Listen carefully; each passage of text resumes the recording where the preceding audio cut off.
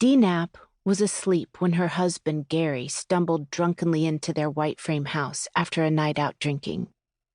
Bracing for trouble, Dee jumped up and ran to the kitchen. Gary, muscular and compact, with short black hair above a long face, was a decent fellow when sober, a brute when drunk. "Get me dinner," he shouted as he wobbled toward the kitchen, and Dee scrambled to turn the electric stove on and throw leftovers into a pan. But she wasn't fast enough, and he hit her with his fist.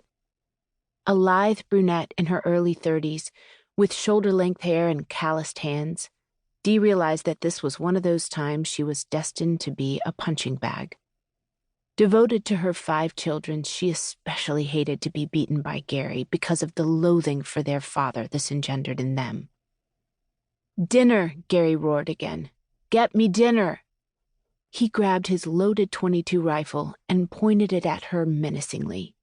She bolted past Gary and out the front door into the night. Gary's shouting had awoken the children upstairs. "Mom!" Farland, her eldest son, hissed from the second-floor window as she ran around the side of the house. Dee looked up and he threw down a sleeping bag. She grabbed it in midair and ran into the protective darkness of their 2.5-acre property, seeking a place to spend the night hiding in the tall grass, waiting for Gary to sleep off his rage. "Damn that woman!" Gary cursed from inside the house. Clutching his .22, he lunged out the front door, then looked wildly into the darkness. A white wooden Pentecostal church was on one side, one of 2 churches serving the tiny hamlet of Cove Orchard, Oregon. Beyond the church was Highway 47, leading to the small town of Yamhill, 3 miles to the south. Dee was sheltering in the darkness somewhere between the church and the neighbor's fence line. Gary lifted the rifle to his shoulder and fired off a volley of shots into the field where his wife was cowering. Dee stiffened, hugging the ground. The children listened, terrified. Helpless and furious, Farland clenched his fists and vowed to himself that someday he would kill his dad. In the field 70 feet away, with no trees to hide behind, Dee held her breath as bullets smacked into the ground nearby. This happened from time to time, and Dee knew that her husband would soon tire of shooting into the night. Finally, Gary stumbled back into the house and ordered a sullen Farland downstairs to cook dinner for him. Dee could hear all this from her hiding spot, for Gary didn't know how to speak softly. She gradually felt her heartbeat return to normal. She spread the sleeping bag and lay down inside it, listening to her husband's curses from the house, hoping that he wouldn't beat Farland, praying that the other kids would stay quiet upstairs.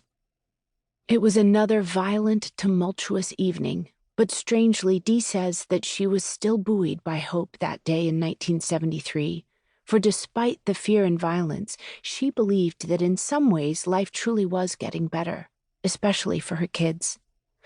Like her husband, Dee had been raised in a cramped household without electricity or plumbing. The youngest of 10 children, she had grown up poor after her father, a construction worker, died when she was 9 years old. Dee had dropped out of school in 5th grade, while Gary had had virtually no education and could barely write his name. She and Gary had started their married life as migrant farm workers, or fruit tramps, following the harvests around California and Oregon, paid according to how many strawberries or beans they picked, living in shacks without electric light or running water. As of 1960, only 1 migrant worker child in 500 completed grade school. Dee wanted better for her children, and she announced that when their kids were old enough for school, the family was going to settle down. That's how they ended up in Cove Orchard, population 50, in northwestern Oregon, where the grasses of the Willamette Valley merge into the forests of the coastal range, where fields of grass seed, golden wheat, and Christmas trees, and orchards abounding with apples, cherries, and hazelnuts blanket the earth to the horizon. Gary found regular work and at one point landed a good union job laying pipe, mostly for sewer lines, earning a solid income even if he spent too much of it in the bars in Yamhill and nearby Gaston. Dee had a steady job, driving tractors on a hazelnut farm near Yamhill.